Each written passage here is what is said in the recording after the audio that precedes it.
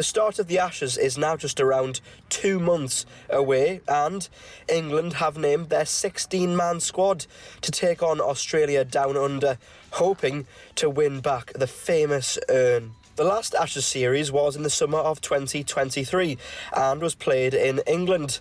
It finished 2-2 after 5 games, England winning 2 matches, Australia winning 2 matches, with the game at Old Trafford in Manchester being cut short and called as a draw because of rain. Captain Ben Stokes and head coach Brendan McCullum will have thought long and hard about their selections for the Ashes, especially after the long and arduous 5-match series in the summer against India. Batter Harry Brook was always going to be on the plane, but he has now been named vice-captain. Here is what he had to say following a T20 win in the summer over the West Indies. Yeah, absolutely.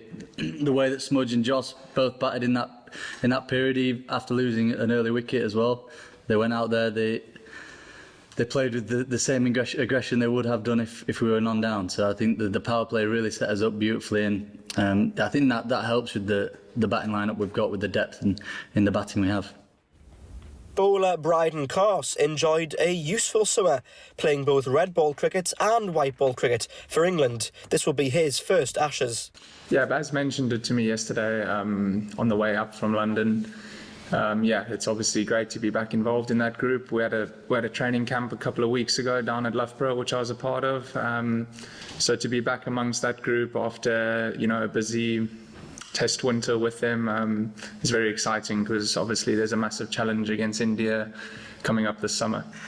And tomorrow at your home ground as well, wearing the England shirt, it's a very special feeling already. Yeah, look, obviously, always coming back and playing at Durham is pretty special, over the last couple of years, a couple of games, for England with the likes of Stokes and Potts and Mark Wood. Always coming back here, seeing familiar faces is always a nice touch. What's the feeling with this squad, especially in the one-day series, you saw a 3-0 whitewash, so fans were all feeling pretty confident? Yeah, look, obviously, the last week has been an incredibly positive period of time for this group over such a short period. Under the new leadership of Harry Brook, everything has pretty much gone according to plan so far.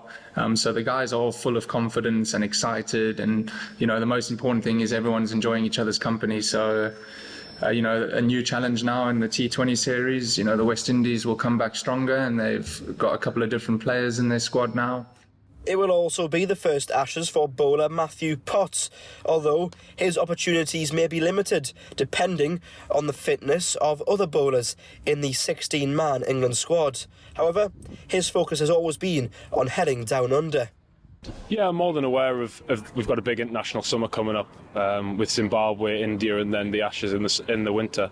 But it's about one game at a time, one day at a time. The game's quite fickle.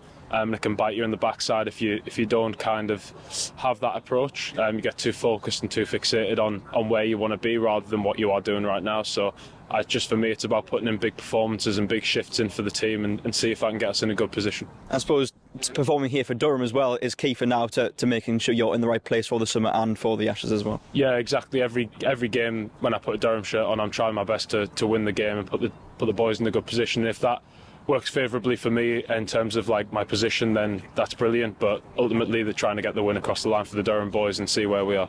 Brilliant. England's last Ashes series in Australia was something of a disaster. In the 5 games between 2021 and 2022, England lost by 4 games to 0, with 1 game being a draw. They will certainly hope to improve on that record.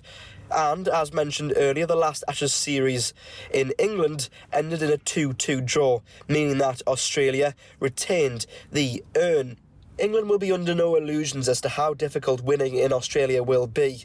And after the summer series against India, which was also drawn 2-2, there was a little bit of criticism that England did not see out the victory, which they were very close to gaining. Australia, of course, will be different, and England will go into it with a can-do attitude.